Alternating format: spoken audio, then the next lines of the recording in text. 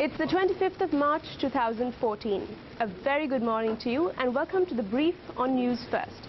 Let's take a look at your trending stories for today. Malaysian Prime Minister confirms that MH370 went down in the South Indian Ocean.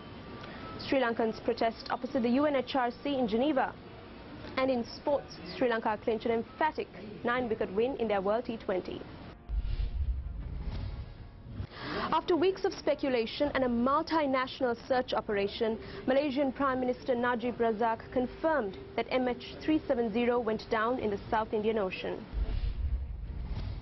It is therefore with deep sadness and regret that I must inform you that according to this new data, flight MH370 ended in the southern Indian Ocean. Thousands of Sri Lankan expatriates gathered in the UNHRC in Geneva to protest against the US-sponsored resolution on Sri Lanka.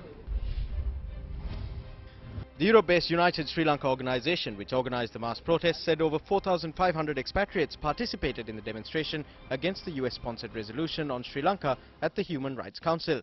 The demonstrators handed over a letter addressed to Michael Moller, the acting Director General of the UN in Geneva, and Navi Pillay, the UN High Commissioner for Human Rights, urging that Sri Lanka should be given adequate time and understanding to resolve her problems by herself without undue interference from countries that are influenced by the Tamil diaspora.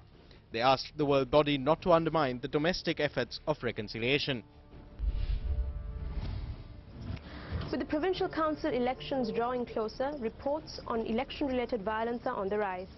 This is what happened to a Democratic Party candidate recently. Democratic Party Kalathura district candidate K. Nishantha was found yesterday with his hands and legs tied and left in his own vehicle down a by-road in the Aryawansagama area in Valipanna. Initial investigations into the incident commenced with the aid of sniffer dogs. Our area correspondent reported that K. Nishantha is presently receiving treatment at the Nagoda hospital. Treasury Secretary P.B. Jayasundara notes that under the new gratuity payment scheme that is to take place through banks, state employees will be required to pay back the entire sum that they receive. The gratuity payments were made on the basis that 60% would be charged over 10 years without interest and that 40% would not be charged. If the money is to be taken from banks, then these people will receive interest-free capital as their gratuity. The other factor is that the banks cannot write off 40%. The benefit of the old system was that the 40% need not be paid over the 10 years. The disadvantage was the delay. If there are civil servants who prefer the older system, then it will be implemented as is for them. And in sports, Sri Lanka clinched a 9-wicket win in their World T20 clash against Netherlands. Put into bat first, the Netherlands were bundled out for a paltry 39 runs. Only Tom Cooper reached double figures for the Dutch. Angelo Matthews and Ajantha Mendis picked up 3 wickets apiece. Sri Lanka in reply reached the target in 5 overs with 9 wickets to spare. And now for the day's exchange rates.